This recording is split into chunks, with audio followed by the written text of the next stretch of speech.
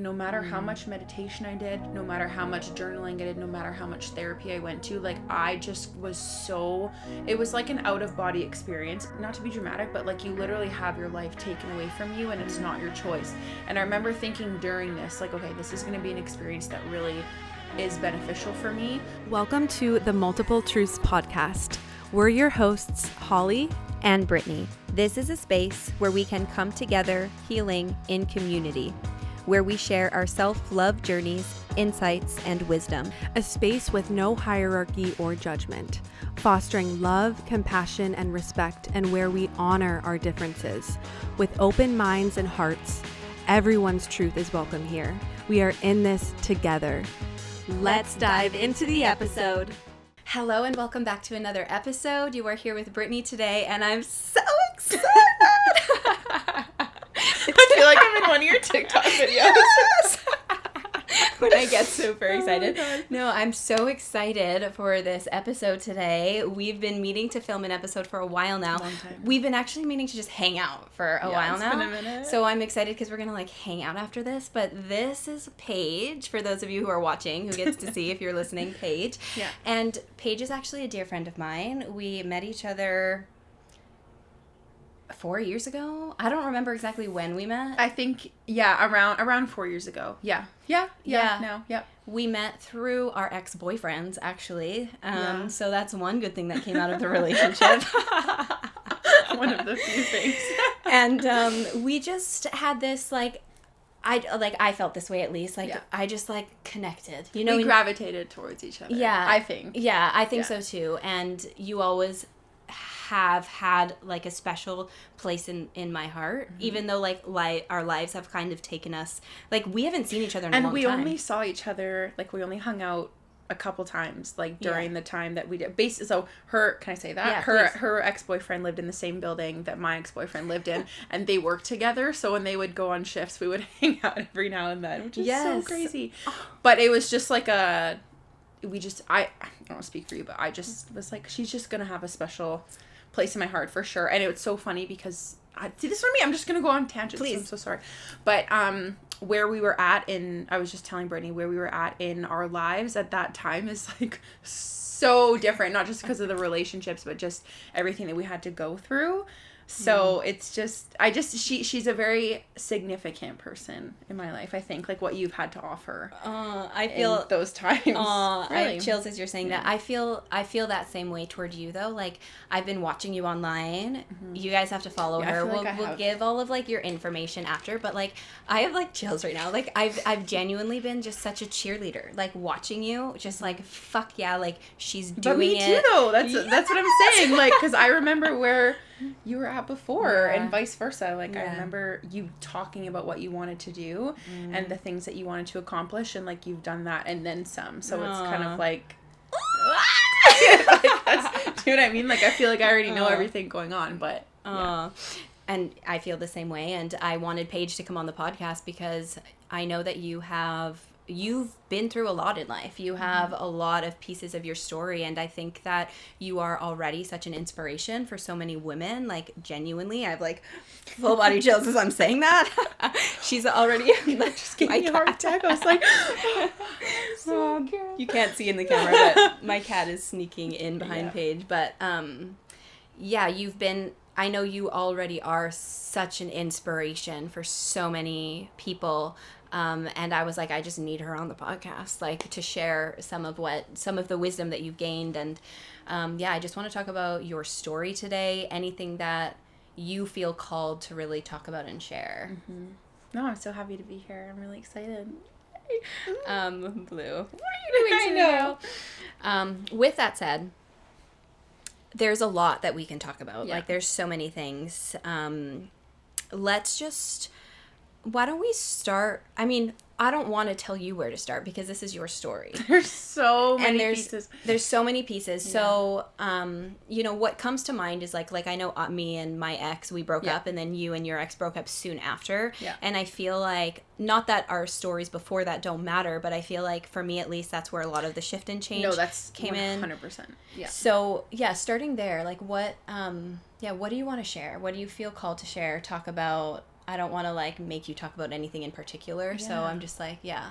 Yeah, it's, again, and as you listen, you'll probably be like, oh, wow, didn't see that coming. But like Brittany was saying, during the time where I was with my ex and she was with hers, I was just kind of I'm 26 now, so I was like 22, in this weird phase of life where I was finishing university, but I didn't really have like a goal with it, or I didn't have an end goal in sight. I was just kind of cruising along with, posting on social media, doing some social media work for a couple local brands, but not really, I didn't really have any, I don't want to say purpose because that sounds so sad, but I didn't know where I was going.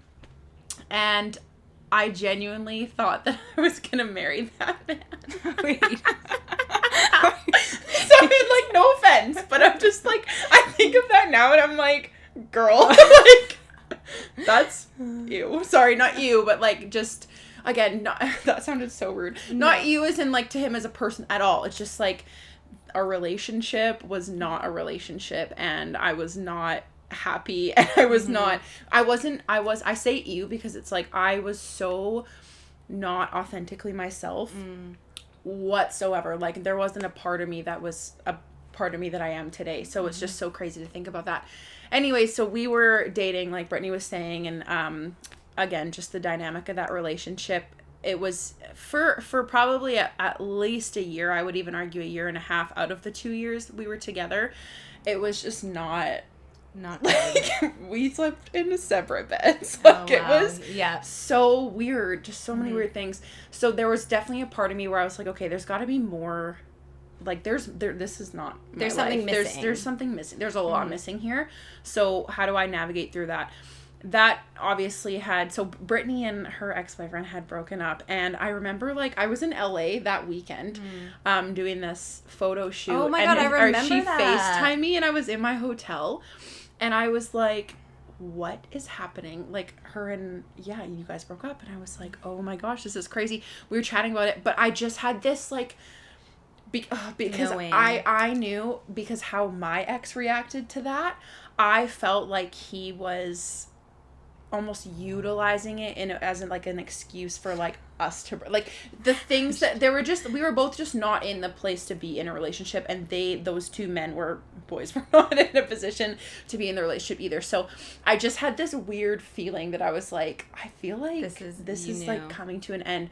And, like, I'm pretty sure it was like a couple weeks after we had our initial, like, he kind of said the words, and it wasn't even like, we need to have a talk. It was like it just kind of came out, like, it just out of a situation, like, he just kind of broke. And but again, I was also in denial, and again, I literally thought I was going to marry this man and whatever. So anyways, I feel like this is going to be a really long episode. I'm just going to keep rambling. So we broke up, and that was June of 2022, right? Yeah. And meanwhile, all this was happening a couple months prior in March. I was experiencing some weird symptoms. So I had some lumps on my neck, and I remember him telling me, like, baby, you gotta go, like, to the doctor. Like, that's really weird. Not painful, but just, they were there. And so I was, but I kept kind of, like, my doctor kept kind of pushing it off, whatever. And then I remember as we were breaking up, I was a little bit stressed out because I had all this pain in my shoulder, in my chest, and kind of in my back on my left side. And I was going to chiro, physio, massage therapy, all the things to, like, no one could pinpoint what was actually going on. And then I remember I had a massage, and my RMT had felt, like, a bunch more, like, up my neck that I hadn't felt. And anyways, so I was kind of in the middle of getting, like, testing done, and my doctor was like, okay, I want to get an ultrasound. And I remember getting an ultrasound, and this is kind of when I had my first, like, red flag. I got an ultrasound, and the ultrasound technician, like, left the room after, and she's like, I'm just going to make sure I don't need to do anything else. And I was like, the fuck? Like, yeah, like who? What? Like, that was just weird. I've never had a technician, like, leave and, like, double check, like...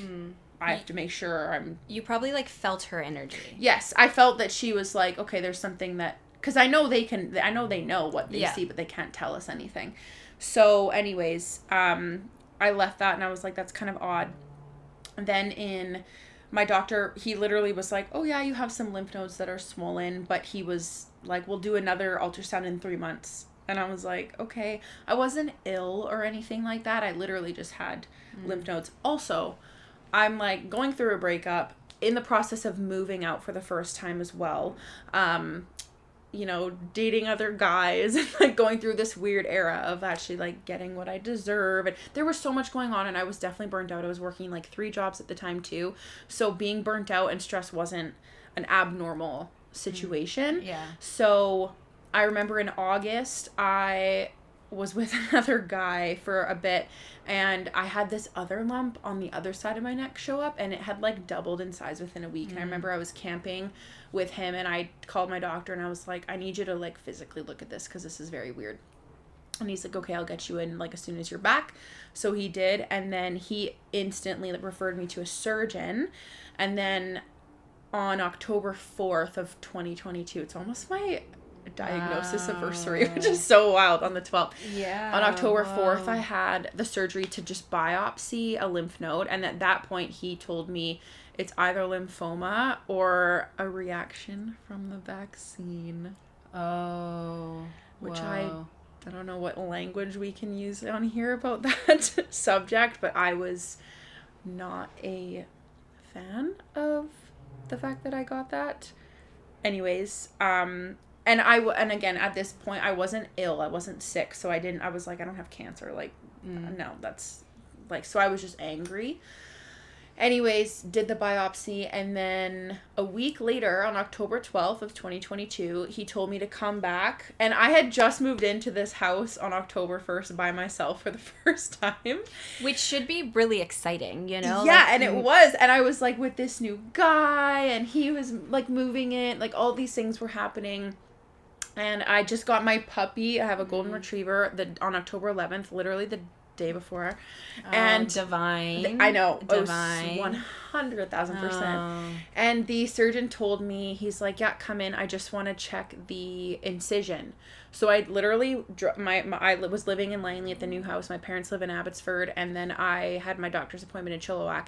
And I dropped my puppy off at my parents'. I'm like going to this appointment by myself thinking he's just going to look at the incision. And can I say, for people who like don't know location. Yes. Yeah. It's like half an hour within of each other. Yeah. So it's kind of a ways to drive by yourself, which you're totally capable of doing if, you know, like, seemingly it's just a normal... Just a checkup kind of thing. Yeah. Yeah, just going by myself, thinking he's just checking the incision. And I walked into the office, and he, like, before I even sat down, he was like, so, it's as I expected, it's lymphoma. And I was like... What? Like, what do you... Hi? Like, do you want to even look at the incision? Like, what the actual heck? Because he had told me that those results were going to take a couple weeks. So I did not expect to go into that. And again, before I could even sit down, it was kind of like trying to process that word. And this was the hard part, because here I am, not only that I'm alone, but I just got this serving on a platter saying that I have cancer. But you don't get any other answers. It's not what's the stage. There's no like official diagnosis. There's no this is what treatment's going to look like. There's no you're going to be okay. It's just you have cancer. So I like went out. I'm like shaking, obviously, and like, I called my dad. You can't drive home. Like, no, how do you drive like home? What the? Like, you would think too. Like, if I could say something really quick, like course, the health system. Like, we live in Canada. We do have free healthcare, but like the fact that it took as long as it did, from like, March of 2022 to October, like that's crazy. Yeah. There was a time where my doctor was thinking about breast cancer. So it's like, again, obviously I'm here today and everything's fine, but it's like there are times when we're not fine. Yeah. And it is worse. So it's just kind of like, and it was stage 3. So it just makes you think like, okay, like, what if I had waited? Yeah. I genuinely, like, anytime anyone has anything, go advocate for yourself. Like, I was the kind of person, like, I was, considered healthy, and I took care of myself, and I managed stress pretty well, and I go to the gym, and I fuel myself properly, all these things. Lymphoma, unfortunately, it's not a genetic cancer. It just kind of appears sort of thing.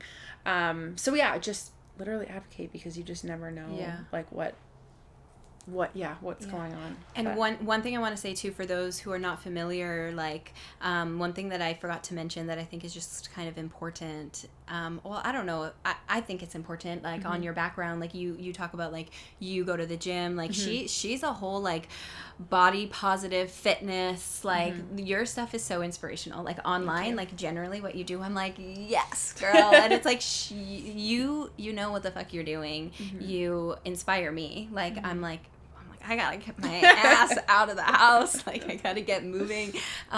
So it's like, I guess for those listening, you know, like you said, you take care of yourself. Yeah. So it up to that point, I will say kind of just quickly, like a really, really, really quick story, but I had lost a significant amount of weight years and years ago, but it was in a really unhealthy way. It was very like, I didn't know, I wasn't educated, so I ate basically next to nothing and was going to the gym like 3 times a day kind of thing. Like it was chaotic.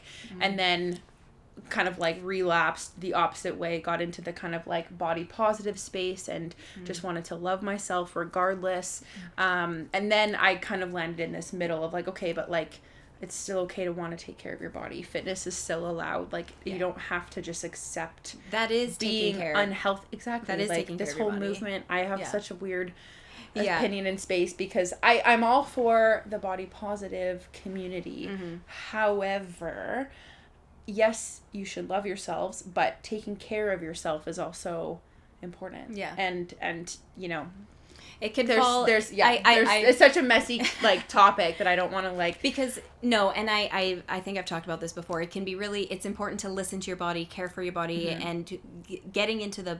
I say body positivity because you should love your body regardless of where you're at. Love your body into what you're intentionally doing. Yeah, like it's like loving your body though is taking care of your body. It is having the self-discipline to get up and move. It's not lying to yourself, oh, I love my body, so I'm just going to sit and not do anything. That's when it could turn into an area that's like more unhealthy behaviors unhealthy behaviors, exactly that. So like I'm on the same page as you. It's like listening and caring while also having the discipline to do things. And I, like you, like starved myself. Like, it's finding that balance. Yeah. So. And it's hard. And there's definitely a lot of information out there. And I think for women especially, it's very overwhelming, and it can become very obsessive and very unhealthy very, very quickly. Yeah. And I have been through that. Many of my clients come to me because that's where they've come from. Like you go on social media and, you know, and also social media too it's so ironic because I actually hate it in so many ways, but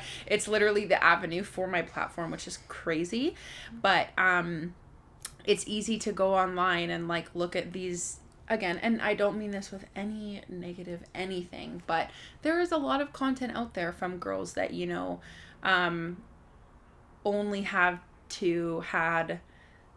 gained weight to shape the body that they have, and those are typically the accounts that are you know, the influencers that are partnered with all of these clothing brands and all these things. So then you have women that are coming from the opposite side, not taking away from the fact that that was not hard.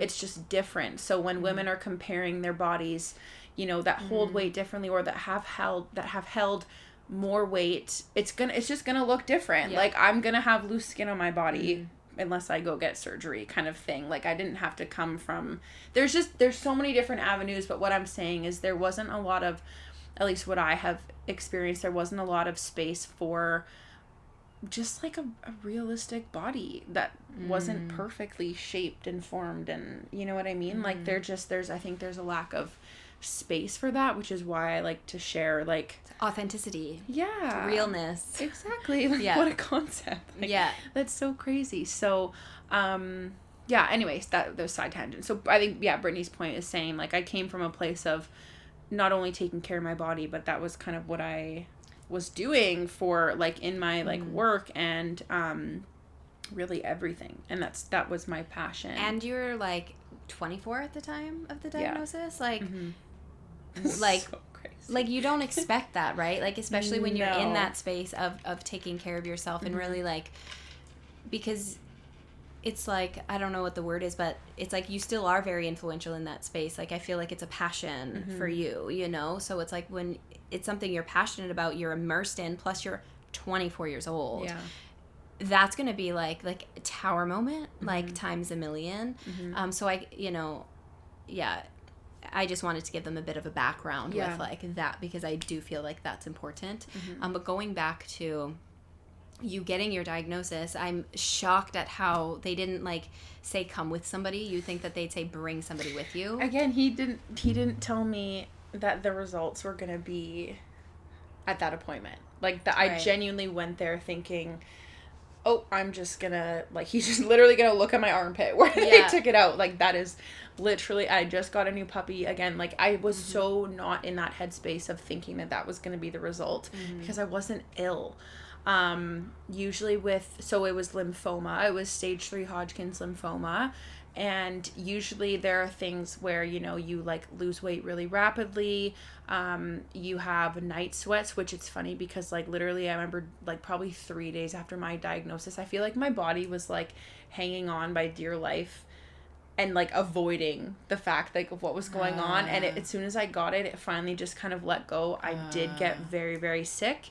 I lost a little bit of weight, but I mean, I was like holding on to more weight to begin with. So like I wasn't small to begin with. So night sweats, just like so bad. So bad. It was like waking up and having to change the sheets. Like it was, that was really just annoying. Then in this whole process, getting my diagnosis, then it was kind of waiting for a PET scan, which again, I didn't really know anything about like what treatment was going to look like until I had that. So once I had my official diagnosis, everything was a little bit more at ease because they were pretty confident in like, not if you're going to be okay, but when you're going to be okay. Like had a very smooth prognosis in terms of on that side of things.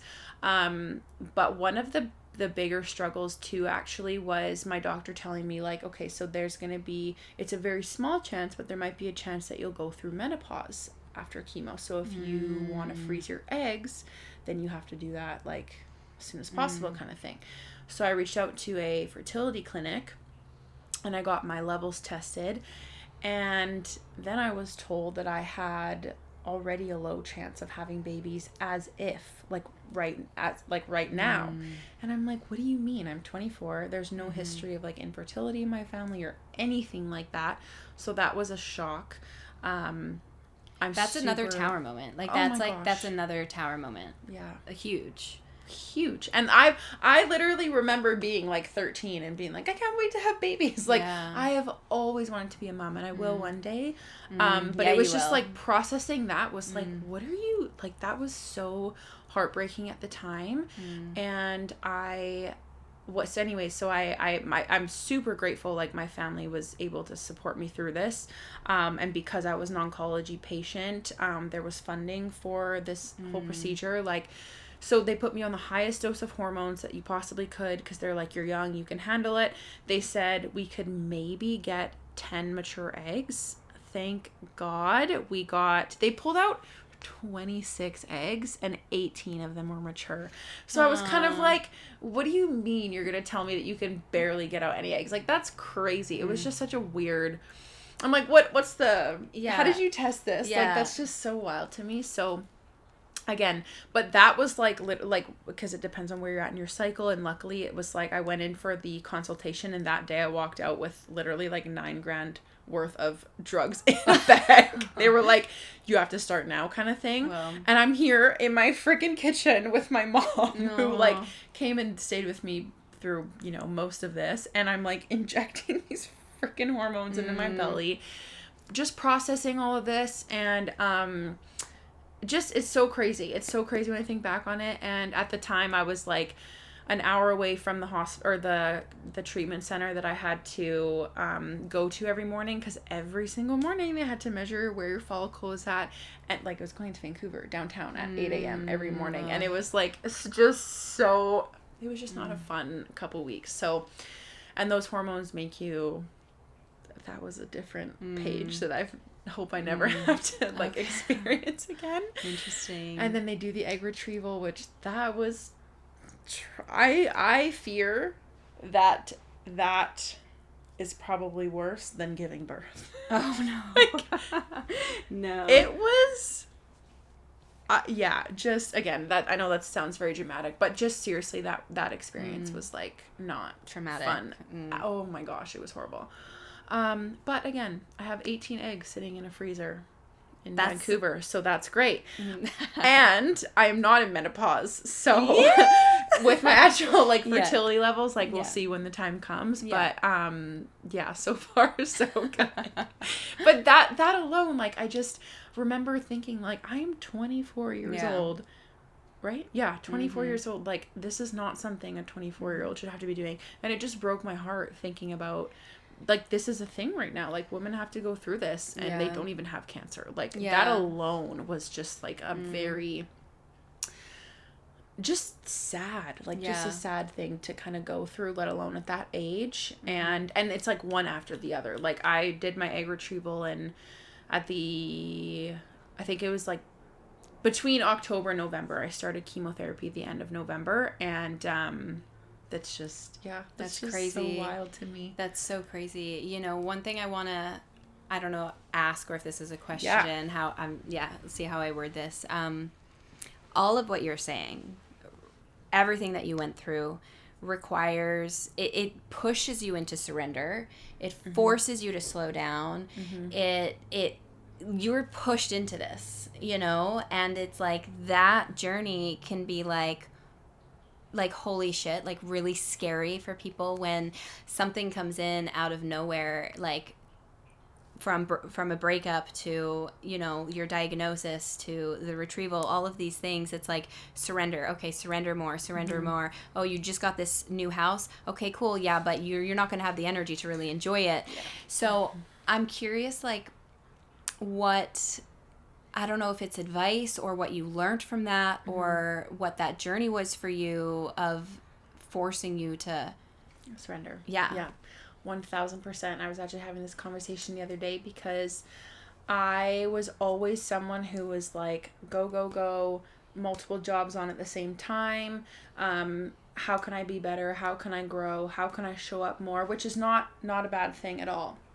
But I remember, like, this boyfriend that I was dating at that time, he was always telling me, like, take a second, like, chill. Like, I was not anxious. I was just I was anticipating everything all the time and trying to juggle everything all the time. And I wasn't very good at being present. Whereas he was, like, totally the opposite. I wouldn't say being present was his forte, but he was not slower. Worried. He was not worried. He should have been a little bit more worried. He should have been a little bit more aware. It's funny because you know him, so it's just it was so, but yeah, so that was the kind of person I was. It was just like, go. Like, how can I... And can I say something too? Because you're 22, like 23, like so many people at that age, when I was that age, so I'm 30, I'm a few years older than you, but when I was at that age too, I was in, I think, a different relationship, and it's also the same thing. It's like we feel like we need to build our lives, and it's all of this external pressure, whether you say, oh, you know, I don't feel pressure from family. It's often subconscious, right? It's subconscious. Society makes us feel like, okay, you need to get the good job, you need to get the partner, get into your career, get into this relationship, get the house, the kids, settle down. Like it's just like with every aspect, it's like settle down and get your shit together, basically. Yes, and when you're in your early 20s, you haven't yet had the true time to get to know who you are. You are as a person without anyone else, without without school. That was huge too. Like my whole life has been school, has been education, and has been learning, and it's like, just you don't. Again, who I was years ago is like completely different from, and it's not even about cancer, it's not even about a relationship, it's just literally allowing yourself to just be and exist. My earring keeps falling out, guys. Apparently I'm not wearing, here's the back, I found it. But it's hard in that age to become who, not just become like who you are, who you want to be, but just like navigating the path to even get there. If that makes sense. Like, and there's so many things that I don't know. I just feel like we often get just kind of like launched into this, like, again, pressure, whether it's like intentional or not, with family or education or a relationship, whatever it is. There's a societal pressure, like, to just be what you're expected to be, but you haven't even had the opportunity. Hey guys, we are super excited to announce the launch of something new. We will be launching something called a community on a platform called Skool. That's Skool. It's similar to a Patreon, but better. It's a platform for learning and, well, community. Basically, it will give you access to exclusive content from both Holly and I. Holly is a certified holistic health coach, and she is also a certified embodiment coach.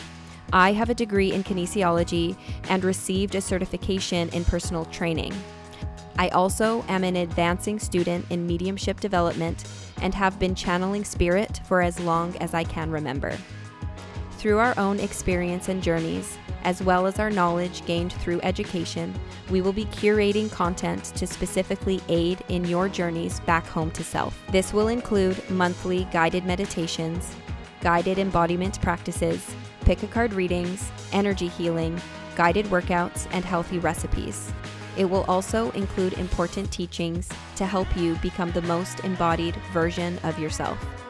Some topics will include how to connect with your intuition, how to tap into the psychic within you, how to heal your inner child, how to face and understand your ego, how to heal your relationship with your body and food, and more.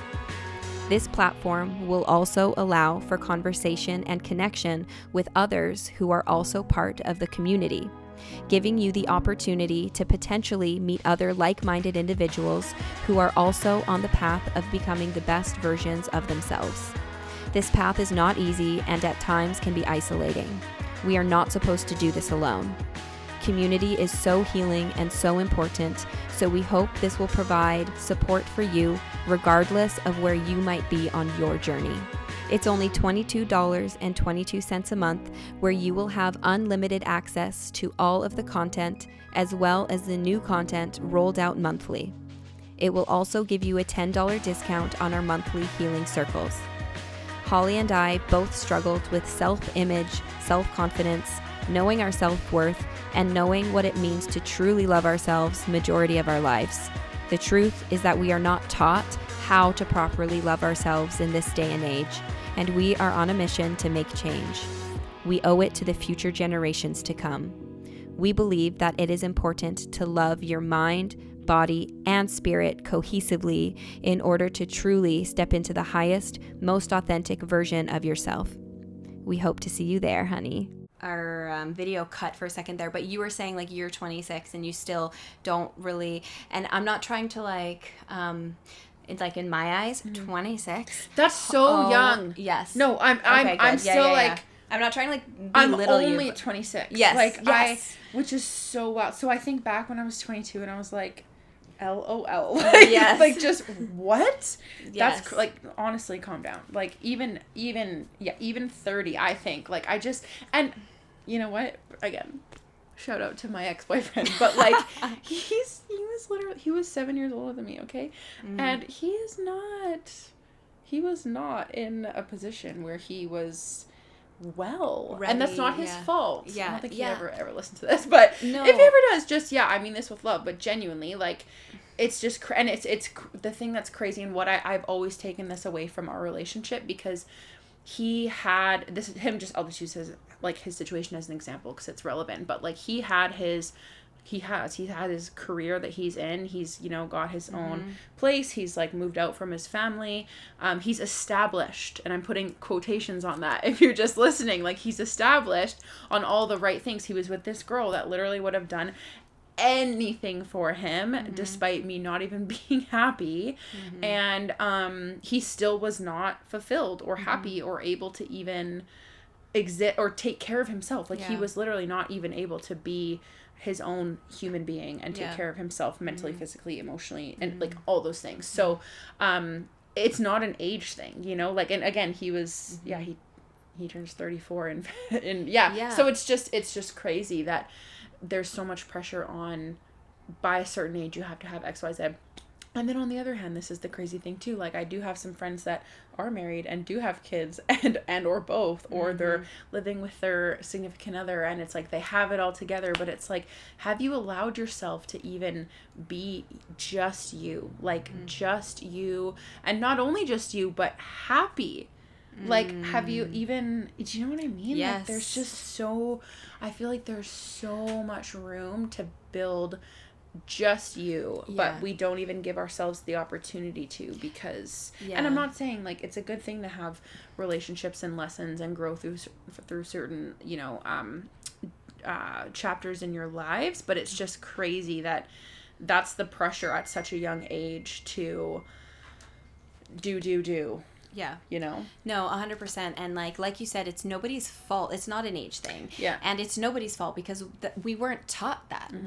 Society doesn't teach us how to find happiness from within. Society doesn't teach us how to become ourselves. Society says, okay, who do you want to be? What do you need to do to get do? What do you want to do? Yeah. What do you need to do to get there? Control, get it together, you know, X, Y, and Z. And in reality, what we should be doing that's really hard for people is slowing down, taking a step back, but we don't know how to do that because we weren't taught that. And what I've noticed, and this is happening, like, because there's like a huge awakening that's happening like around the world, and it's happening in layers and layers and layers and layers.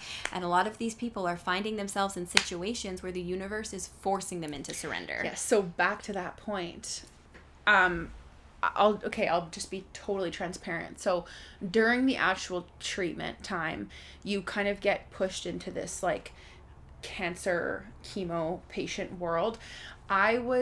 I have never been so far from being grounded in my life. Like, no matter how much meditation I did, no matter how much journaling I did, no matter how much therapy I went to, like, I just was it was like an out of body experience, because it was like you not to be dramatic, but like you literally have your life taken away from you, and it's not your choice. And I remember thinking during this, like, okay, this is going to be an experience that really is beneficial for me, but right now I just can't look at it as a lesson. With that being said, now looking back on that experience and being forced into a position of having to slow down, and even currently in my life right now, there's been so many things that have forced me into so much discomfort that I'll get into later, but that from going through treatment alone, that what the universe did to force me into being so uncomfortable and so in so much discomfort, I apply to my life now in that sense of like, when I'm feeling overwhelmed, just go back to this, like, okay, you are going through this for a reason. I know it's so easy to sit and say like everything happens for a reason, but literally, like, when you go through stuff that really, it doesn't have to be cancer or like it doesn't have to be that, you know, I'm just saying like anything, like literally even the smallest thing, it really does happen for a greater reason. And I always know that when you're being forced to slow down, I think that is whatever higher power you believe in, if any, God, the universe, spirit, like whatever you want to believe in, that's okay. But I think that literally, like, I always think of it as like higher power, like with puppet strings and like going like this in your life and saving you from people that weren't meant for you, or giving you people that were meant for you, or giving you experience, all these things. I feel like I'm so everywhere right now, but it really does. It just gives you a different perspective on having to slow down, and what the slowing down can benefit, like how it can benefit your life, if that makes sense. Yeah, 100%. And I feel called to say, like, this too shall pass. Like, when you are going through these things, like you said, like, in the moment, you just needed to be human, and like, that's okay. And give yourself, like, while you're going through these hard things, give yourself the permission to be fucking angry. Give yourself, and say why me, and say why me, like, why me, like, fuck you, like, I get mad at spirits sometimes, you know, and it's okay. I didn't need this lesson. I think I have a pretty good head on my shoulders. I don't think I needed that experience. Like, seriously, even like recently, I'm like, okay, I think I'm a pretty smart gal. I don't think I needed to go through that However, you just have to. You have to let yourself feel those things. You have to let yourself go through whatever's meant for you, unfortunately, and then even if you don't understand why, later. Because you will understand why later, and later you'll be like, oh shit, I'm actually grateful. Not saying you were grateful for everything you've been through, but it's like when you're able to get to a point, which can happen years and years down the road, where it's like, do you know what? I'm grateful for that experience, even though it was fucking hard. Yeah, 100%. I am grateful for it because I am stronger because of it. I'm stronger because of it, and I am more like centered in who I am as a result of it, because I feel like a lot of these lessons and they help you get back to yourself more. It brings me so much confidence. I'm not talking about confident in what I look like and that kind of thing, but confidence as a person of who I am, what I know I deserve, what I know I want, how I carry myself.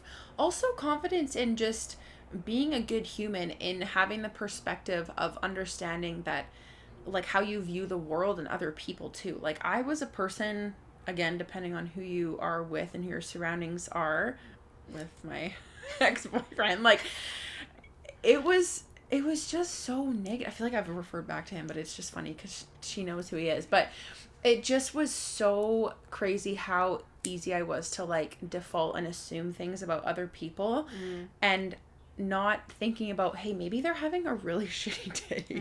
Maybe they're going through something. Like, you would never know. I remember being at the gym literally bald and so uncomfortable in my body, but I was just craving some sorts of normalcy.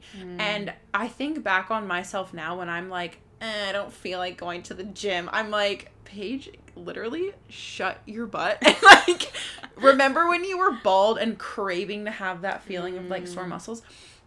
And just thinking of, like, you know, everyone, just using the gym for example, like, someone literally could have had a cancer diagnosis that week. Someone could have had a family member pass away. There's so many reasons why people carry themselves. I don't know why the gym came up as an example, but just in general, like, if someone's rude at a coffee shop to, you know, the waiter, or, like, whatever it is, there's a reason why people are going through what they're going through. And I think when you have some sort of experience that forces you to surrender and forces you to be the one going through something, it really is, like, it just gives you so much perspective, and it just gives you so much grace for other people, and to just live from a place of light and love. And also understanding, like, again, I know cancer is a very dramatic way to explain this, but literally, like, there was a time in my life where all I knew was that I had cancer, and that was it. I didn't know if I was going to be okay. I didn't know what my diagnosis was going to be. I didn't know how my body was going to respond to treatment. I didn't know these things. And you have to, there was you know, that's something that you carry with you. So if I'm, again, like, I just think back on that version of me I remember I was at a grocery store, and I ran into one of my professors. Also, I was literally trying to graduate university in my last semester of university ever, and I got a cancer diagnosis, and I was like, literally, what is happening? Like, I have 2.5 months left, and I have cancer. Like, it was kind of comical. Like, I'm sorry, but, like, the fuck? Like, hello? My boyfriend broke up with me. Yeah, that's what? A lot. There are so many things happening. Yeah. And thank God, like, my professors were so amazing. And because I was like, I can't, Mom. I was like, I'll pick it up next year. Like, I just cannot. I cannot study right. There's absolutely no way. And luckily, my professors were so amazing, and they helped me just kind of, like, they're like, do this assignment and you get an A. Like, it was very nice. So I was able to graduate and whatever. But I remember I was at the grocery store, and I ran into one of the profs that was part of my last semester. And he's like, and this was in the springtime, so I was still going through treatment, but I had finished school, because I finished school in December. And no, this wasn't a prof that was he was not a prof in that semester. It was the previous year before that, so he didn't know that I had cancer.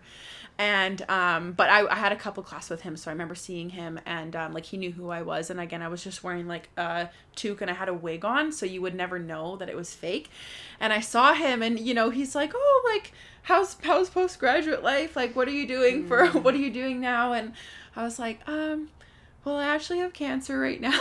And like, you know, I'm going through chemo. And just instantly his whole energy was just goes into this like, oh my God, are you okay? And I was like, it's okay. Like, I'm okay. I'm and then you're consoling him. Yeah, which is so wild because it's like, you know, and I get it. It's the C word's a big, it's heavy. Yeah. It carries a lot of. It's like, I feel like people don't know how to react. And they 100% don't. Yeah. And that's okay. Like, I didn't even know how to react. Even before, like, I still to this day, like, when people tell me if they have cancer or someone they know, like, I literally had it and I'm like, it just, it's because there's so many variations and outcomes like that was the thing I was kind of going back to, but it's just crazy because it again I remember he sent me an email later on and he was like, I just wanted to send you well wishes kind of thing, and say like, just I'm just glad you're here. Aww. Like, it was just like, oh my God, I have chills right now. He sounds like a sweetie. Oh, he totally was. Yeah, I was like, shout out Brian.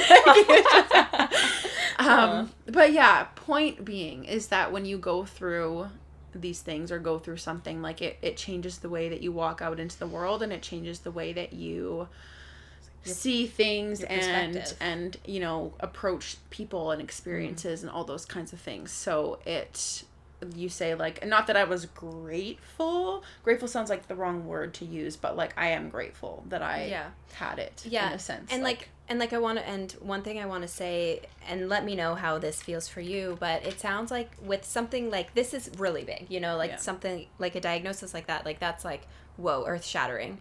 And there's other things like this that don't need to be like earth shattering, like you said, like other things in life that happen to you. When things like this though happen, it's, you know, you talking about going to the gym bald, I feel like that's actually so significant because a lot of people, they don't do these certain things. Let's say they're shy to go to the gym because it's like they're afraid of how they look, or it's like people base their worth, most people, and it's nobody's fault, it's what we're taught. Most people base their worth on these external things, like how do I look? How do other people perceive me? The job that I have, am I in a relationship?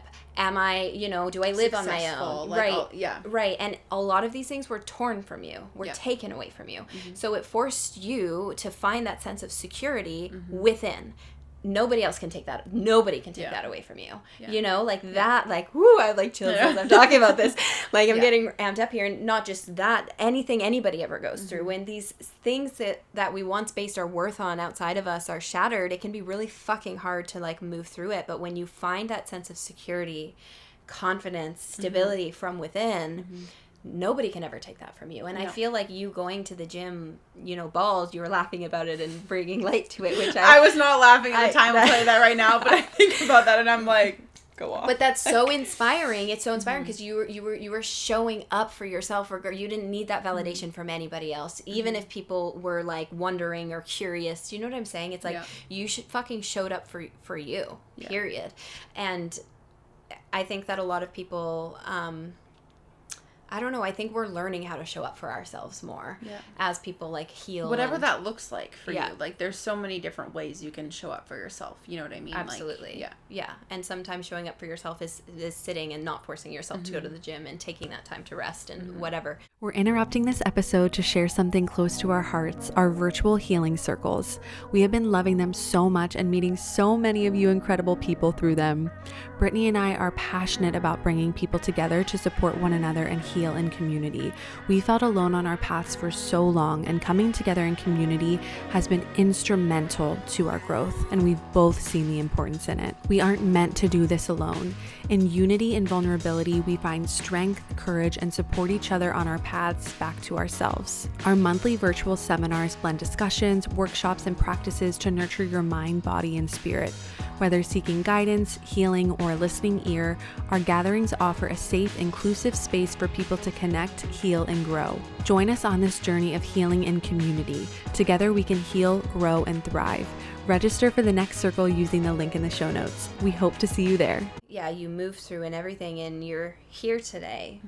And I'm sure that you're still, you know, because of everything you move through too, and just life in general, it's like sometimes we go through things and you won't understand why you went through it until years and years later. Yeah. And sometimes more things are revealed to you, like, with time too, you know? So it's like, you know how I say, like, oh, when you become grateful for the experience, that's, you know, a place you want to be. It's being okay with not being grateful for a long time and being angry for a while, you know, allowing yourself to be human and feel those human emotions, and knowing that things will often make more sense, like, in hindsight, like down the road, and then you look back and you realize it. So just like really embracing those human emotions too, I think is like really, really important. And I think there's something that's so important too. Like I actually, like, unfortunately had a couple like friends / acquaintances go through chemotherapy as well, like kind of around the same time that I was, and everyone obviously experiences things on a different level, but I remember that, like, there were 3 people, like myself included, so 2 others, that experienced this whole thing in such different ways, and we all had such different outcomes. I am someone, no matter what I'm going through, like, I have to feel it, and, like, just, I'm a crier. I have to cry. I'm just a big suck, and I have to cry and feel all the things. I have to talk about it. I have to feel validated in those feelings, whereas another person, you know, was very, like, survival mode and just kind of, like, getting through it, but not, like, feeling and moving through it. It was more, like, just get through it kind of thing, like, that sort of thing. And then after the fact, she was, like, felt it after. I just had cancer. Like, just, and again, it doesn't have to, I'm not just talking about cancer, I just mean whatever it is, like, allowing yourself the space. Like, you know, for right now, like, I'm going through a bit of a rough time in terms of, like, a breakup kind of thing, and it's like, I hate feeling sad. Like, I hate it. I dance every single day before I leave the house, and just because it makes me feel good, and like, I hate waking up with heavy eyes. It's inconvenient. It makes me feel heavy, and I don't want to mope around. And again, like, I know I have a very dramatic experience in saying this, but literally, like, I had cancer and I almost wasn't here. So it's, I have that perspective of, like, Paige, be happy you're alive. You know what I mean? Like, but with that being said, you don't always have to say, like, okay, well, I'm alive. Like, I genuinely believe, like, every day you wake up, that's a blessing. However, you have to also allow yourself to feel those things. So there's one thing to be positive and, like,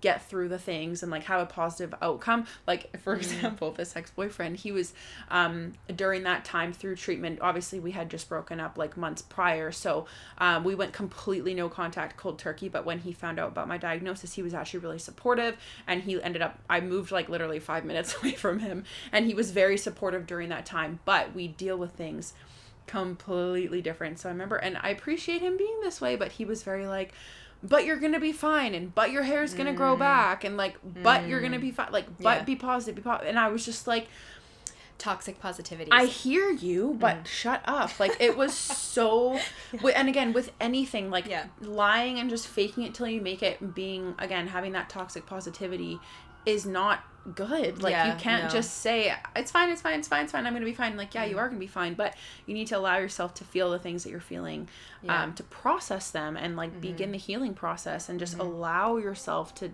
do and feel what you need to do, again, whatever you're going through. So I think there's so many different ways that people deal with things, but I just that was a huge thing that I definitely came out of it, was, like, every time I'm feeling that discomfort, like, yesterday was a really rough day, for example, and I was like, Paige, just, you have to feel it, you have to move through it, you can't bypass. You can't bypass it. Whatever the healing is. And you know what? This is the thing too, that is just, it's so sad, but it's true. Like, I have not even experienced the worst days of my life yet. You know what I mean? Like and that says a lot. No, but seriously, like, for like my chills. My oh, I can literally cry. My dad is my best friend in the whole entire world. Like, literally the whole entire world. And there were and you know, our family has lost someone very, very tragically a couple months ago, a young boy. Like, there's so many different levels and different depths of pain, and it just it's you have to look at it in a way that's like, oh my gosh, your higher power is giving these to you to build yourself up, and you have to look at them as opportunities for growth, but you have to do that by feeling them. You can't do it by like yes you know what I mean? Yes, like exactly. it just because like a lot of people just like think positive, you know, your thoughts create be your reality. Positive, be like, happy. Like it just doesn't. Yeah, your thoughts create your reality. No, it's so much more. It's so much deeper than that. It's so much deeper than that. I like to think that like as humans, yes, we love to feel happy. We love to feel those moments of joy, but we're not here to feel those moments of joy and happiness for forever, like always. We're here what's the opposite of that? Yeah, like you don't know, like the yin and the yang. Like I have like the black, like I like yin and the yang. Where we came here to experience the full spectrum of emotion, the full spectrum of emotion. I feel sorry. No, go. Yeah, go. I think it is such a beautiful thing to be able to feel when, again, for example, I was in this long distance relationship, and I remember like being so sad when we had to say goodbye, but then instantly I was like, it is such a beautiful feeling to miss and like love so deeply. Like there are people like my ex-boyfriend, like some people, I'm sorry, it's just so funny to me. There are people in this world that just go by life and don't feel the things and don't allow themselves to feel those things. And I genuinely feel so bad for them, because I'm like, you are missing out on so much depth and so much love, because also if you don't let yourself feel the depth of the low, you are not going to allow yourself to feel the love of the high. Like you don't, you can't, it's, you know what I'm saying? It goes both ways. It goes both ways. Like you really can't feel that level of love if you don't allow yourself to feel that level of like sadness at the same time. Absolutely. I was going to say that myself. It's like the deeper you're able to go down, the higher you'll be able to reach. Yeah. There's a quote, I forget who it's by, but it's like, if your roots reach hell, then you'll be able to grow to reach heaven. You know? Yeah. And it's not easy though. Yeah. It's not easy to feel. It's easier said than done. Exactly. Especially because we weren't taught, you know? It's like, I always say the goal, and my goal, what my goal has really been recently, is to just find peace. Like just to find peace, neutrality, contentment with the day-to-day, focusing on myself, mind, body, spirit, pouring into me so that I remain clear and centered, so that when life throws things at me, whether they be beautiful, joyous moments or tragic moments, I'll be able to like feel yourself in, I'll be able to feel the joys, feel the sadness, while also remaining grounded and remaining you know, like at peace with myself through it all. And I think you talked about that at the beginning, how when you started chemo or treatment, you were the least grounded you've ever been. And I think that's, I don't know if dangerous is the right word, but all of these young people, they're people in general, we should be teaching the youth how to be grounded, how to listen to themselves, how to connect. Just be your own person. Yes. Like not only being your own person, but being content in that and being at peace and confident in that, no matter who comes in or goes out, because it comes both ways, out of your life, you are able to handle it. And because I think, again, I've had XYZ experiences, I am so unbothered. I wouldn't say unbothered, because I'm just such a lover girl. Just a little bothered. Like, seriously.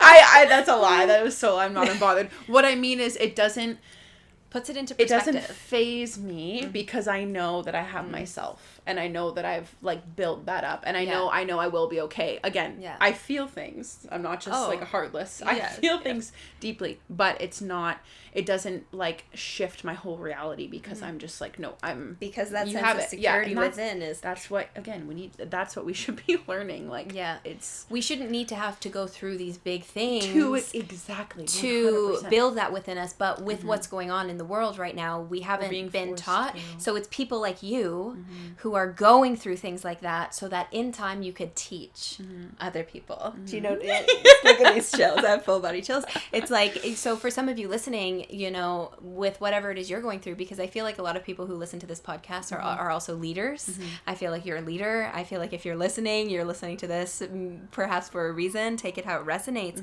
But often, you know, I know people are going through these big and challenging things to prepare us to lead, to teach when the time comes, just by doing what you're doing, though. It's not like, oh, I need to start teaching, I need to do this. It's just by being you, you know, pursuing your passions, but having that deeper understanding and that deeper wisdom that you tapped into through that experience, because you needed to go through that experience to really build that within yourself. But such a gift to have that at such a young age. Yeah.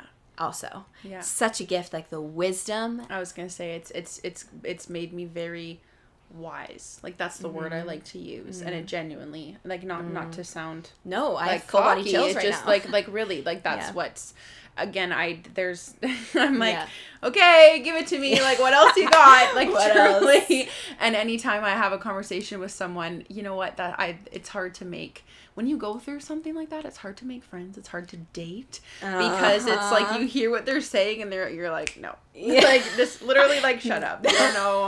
You don't know pain. You don't know. And I'm not trying to sound like a bad person. I just mean genuinely, like, if you haven't been through something, people do not have this perspective, and it's really hard to resonate with other people, because a lot of people in this lifetime right now, people are disconnected from themselves. You're becoming more and more connected with yourself, especially through all that you've experienced. I know me, with what I've experienced, different than what you've experienced. It did the same thing for me, and it's realizing, like, oh, I'm connected with myself more, and it's realizing it's nobody's fault, but a lot of people are so disconnected from themselves that it's like, you can't find that. It's like, a person can only meet you as deeply as they've met themselves. You've met yourself at a very deep level, especially for your age. So it's like, finding that the community that has also met themselves at that level is going to be hard, because a lot of people haven't, you know, they weren't taught, or they're not there yet, and that's where they're at on their journey. But it does make it, you know, more difficult to find those meaningful connections. But, like, it'll come. It'll come. Yeah. I know it'll come. It will come. Yeah. It's coming. It's already on its way. It's here. just, and having that, like, knowing and that confidence, really, it's like night and day of how you live. Like, it really is. Yeah. Oh my gosh. Well, I love this whole conversation. I'm curious if there's no pressure, but any final pieces of wisdom, advice, comments, or anything that you want to leave the audience with. There's so much I could say, and I know this might sound cliche, but genuinely, first of all, advocate for yourself, no matter what it is. That was one thing, like, advocate for yourself no matter what you're going through. Mental health too, like, just everything. Gratitude. Like, I know that's way easier said than done, but genuinely, I think that is the one single thing that kept me afloat through that experience. And it's funny, because I wasn't even afloat, you know what I mean? Like, I look back and I'm like, I was so unwell mentally going through that, but having the gratitude has brought me so much perspective in, again, how I go about life now and then. It really, really does. And just, having that confidence and that knowing that you will be, like, there's a higher purpose for whatever you're going through. Like, that is just again, like Brittany was saying, regardless of, like, when you find out what the purpose is, if you ever find out what the purpose is, there is a higher power up there that that has curated this life for you. That is, if I feel like I'm rambling so much, if you're going through a struggle and you are really struggling to understand why it's happening to you or for you, I like to say it's better it's happening for you, not to you, but knowing that there is a greater purpose to it, and knowing that it will, like, better things will come of it, lean into it. Like, don't resist it. Lean into what that pain is, and lean into, like, using it as a way to build your confidence, and just lean into the pain. Like, don't resist it, because the more you resist it, like I was, again, there's so many other things that happened prior to that whole experience, those couple years before, but I think the universe forced me into this because I was resisting it so much, and at the end of the day was resulting in me resisting myself and what my purpose is and what I was intended to do and who I was intended to be.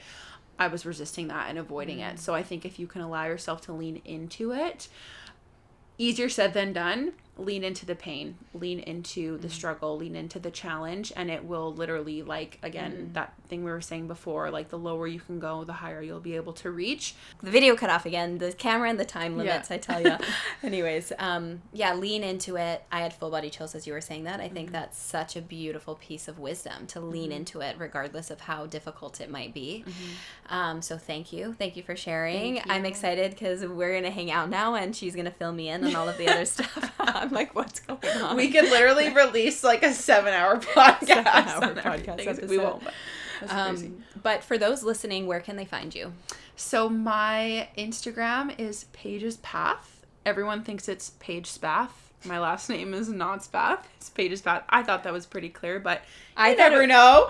Well, I thought it was Paige's Path. Like, that's how I always read it. And when you see my Instagram, it's clearly me documenting a journey of some sort. So I just feel like it's pretty obvious. But anyways, Paige's Path is my Instagram.